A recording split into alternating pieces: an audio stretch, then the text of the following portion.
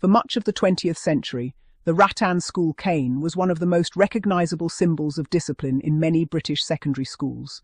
Although its use gradually declined before eventually being abolished, it remains a subject of historical interest, with former teachers, pupils and researchers recalling not only how it was used, but also how these implements were made and maintained. Construction of a traditional school cane. A typical crook-handled secondary school cane measured around 32 inches, 81 centimeters, in length and approximately 10 millimeters in diameter. Manufactured from carefully selected lengths of rattan, each cane was chosen for its combination of strength, resilience, and flexibility. A well-made cane could bend considerably under pressure before springing back to its original shape without cracking or breaking. This natural elasticity was one of the reasons rattan became the preferred material for school canes over many decades. The striking end was always carefully sanded smooth. This finishing process removed sharp fibres and rough edges, reducing the likelihood of the cane cutting or grazing the skin during use. A properly finished cane produced a clean, flexible stroke rather than the abrasive contact that an unfinished piece of rattan might create. Durability and maintenance. Contrary to some common assumptions, a quality rattan cane rarely split during normal use. Instead, with prolonged service, it was more likely to weaken or eventually snap close to the handle, particularly if the user employed a pronounced backswing before the downward stroke.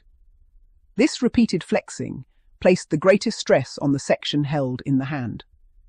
The familiar appearance of a cane becoming hairy or frayed at the tip was not normally the result of ordinary disciplinary use.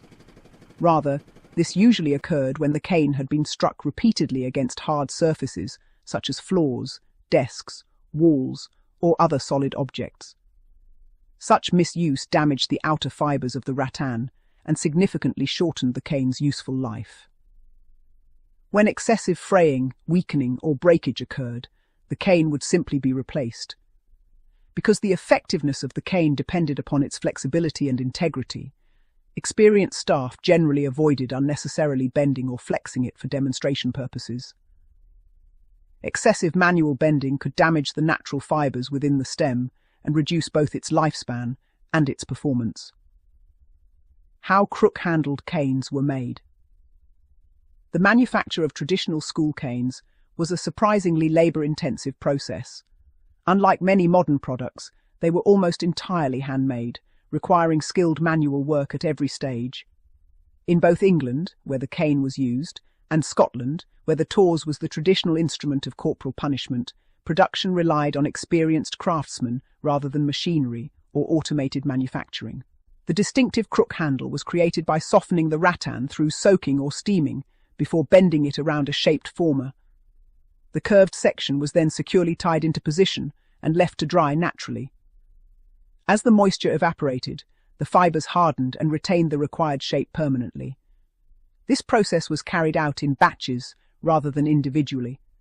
Manufacturers often secured 20 or 30 canes together along long poles or frames while the crooks dried, allowing many handles to be formed simultaneously. Although time-consuming by modern manufacturing standards, this method enabled consistent production while preserving the strength and resilience of the natural material. Historical evidence from several major English manufacturers shows that this traditional tying and drying technique was standard practice throughout much of the industry's existence. The finished products were remarkably consistent despite being made almost entirely by hand, reflecting the considerable skill of the craftsmen involved. Researching the school cane. Many of the details known today about school canes come not from personal experience alone, but from careful historical research.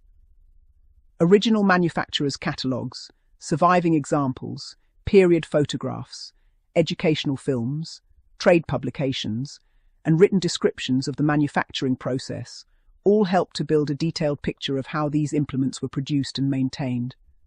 Such sources demonstrate that while individual schools often had their own preferences regarding cane size or thickness, the underlying manufacturing methods remained remarkably consistent across much of England during the 20th century. A memorable teacher. Like many schools of the era, ours had its share of memorable personalities. One teacher, affectionately known to pupils as Bertie, stood out for reasons entirely unrelated to discipline. Although he had been at the school for several years, he left after only one term of teaching our particular class.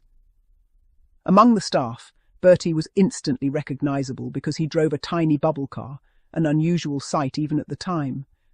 These compact microcars attracted plenty of curiosity, but they were also famous for their cramped interiors and awkward access. Pupils often joked that getting into one seemed challenging enough, while climbing back out appeared even more difficult.